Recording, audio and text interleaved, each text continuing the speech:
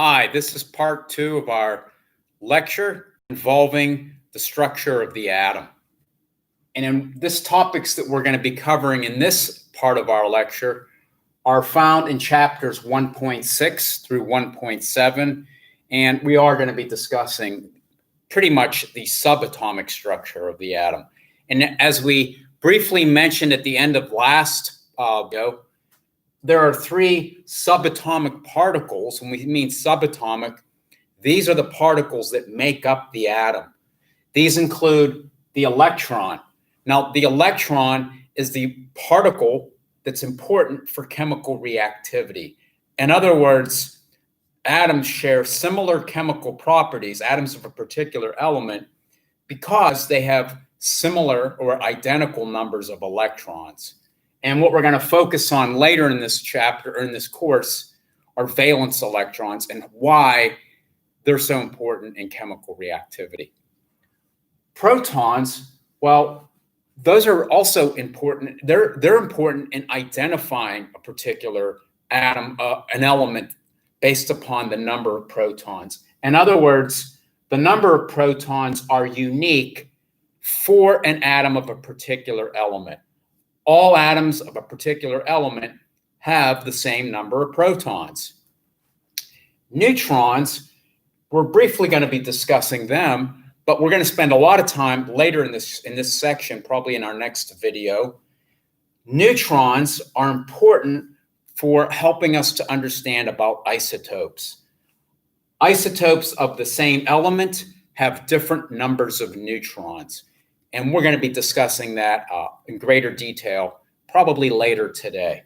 Let's begin with the electron. And what's important is a little bit about the history of how the electron was discovered.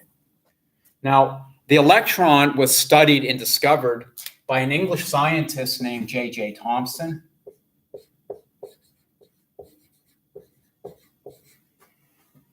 In the late 19th century, this was around 1897. And I have an image on the PowerPoint of the experiment that Thomson used to help understand about the properties of the electron. He used what was called a cathode ray tube.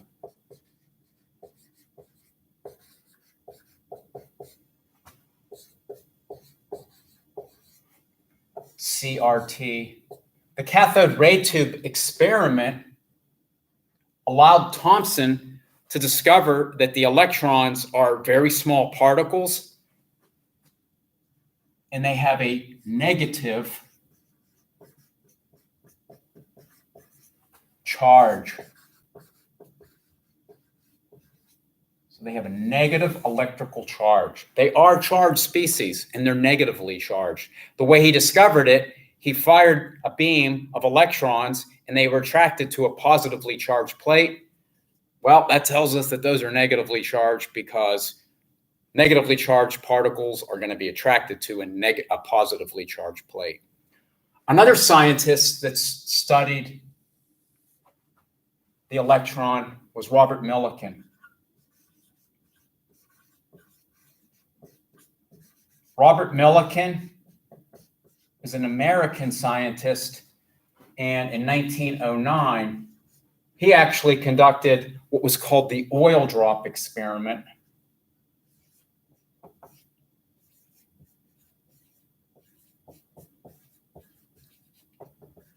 In this experiment, Millikan was able to identify what the true charge on the electron was.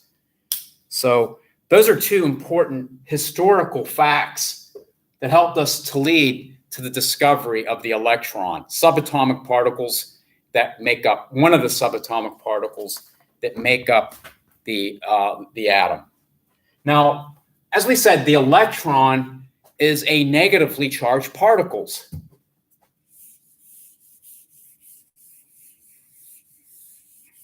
But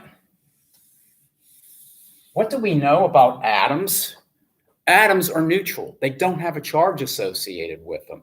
So what Thomson suggested from his experimental studies, he suggested that an atom an atom that has a very thin, positively charged sheet, like a sphere, like a cloud of positive charge. And embedded in this thin shield of positive charge are negatively charged electrons that he discovered. And he called this the plum pudding model.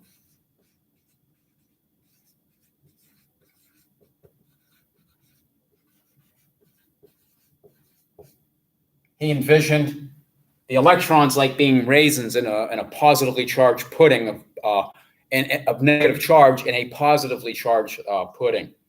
So again, scientists like to test theories. This was a theory, a model of how the atom looked. And this was Thomson's plum pudding model. So a scientist came along named Ernest Rutherford, and he decides, I'm going to test this model. I'm going to take a gold foil, and I have this listed in your PowerPoint, and I'm going to fire a positively charged particle at it. They had positively charged particles, and he had this positively charged particle over here. He fires it at an atom that was assumed to be Thomson's plum pudding model, and he expected that these positively charged particles should, they're pretty big, pass right through this atom based on the plum pudding model. Problem was, what actually happened, some of them were backscattered. So this is known as the Rutherford backscattering experiment.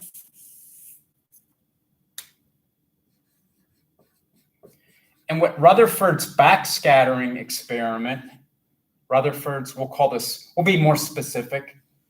It's called the gold foil backscattering experiment.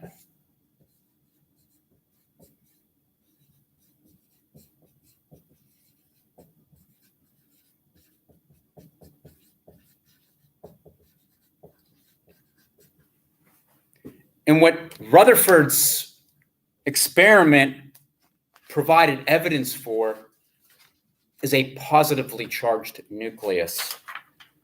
And this, within the nucleus of an atom, is a positively charged particle called the proton.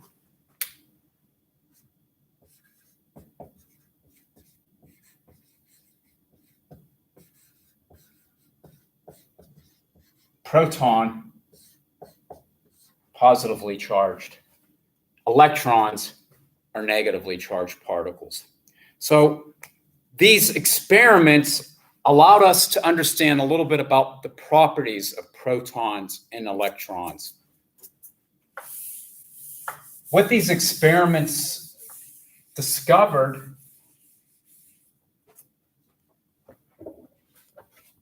was a little bit about the mass and the charge. As we said, these experiments allowed us to discover that the electron is negatively charged. The proton is positively charged. And it also helped us to learn a little bit about their masses. The mass of the electron is roughly 9.1 times 10 to the negative 28th grams.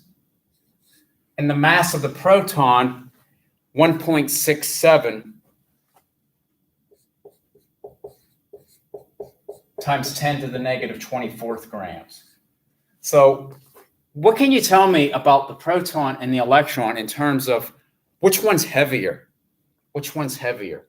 This is 10 to the negative 28th, the electron, and the proton is roughly 10 to the negative 24th. So this is a larger negative number. That means that the electron is a lot smaller than the proton. And that's important. It's important because what this tells us is that most of the mass of an atom is within the nucleus, and that's where the proton is located. The electrons surround the nucleus, and they're roughly 3 orders of magnitude, almost 4 orders of magnitude. That's about 10,000 times smaller than the proton. So the mass of an atom is roughly based upon the number of protons that they're composed of in that atom. So this led to one other inconsistency. And what was known at this time was a little bit about 2 particular atoms, hydrogen and helium. It was known that hydrogen had 1 proton. In other words, all atoms of hydrogen are composed of a single proton. All atoms of helium have 2 protons. And since most of the mass is dependent upon the number of protons, or in other words, electrons don't affect the mass, that's a better way of looking at it, then we would expect helium to be twice the mass of hydrogen. Issue is, experimentally, it was shown helium has a mass 4 times the mass of hydrogen.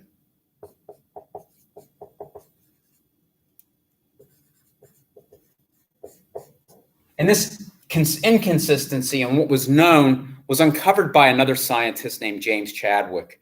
James Chadwick discovered one additional subatomic particle, and that's the neutron. The neutron resides also in the nucleus.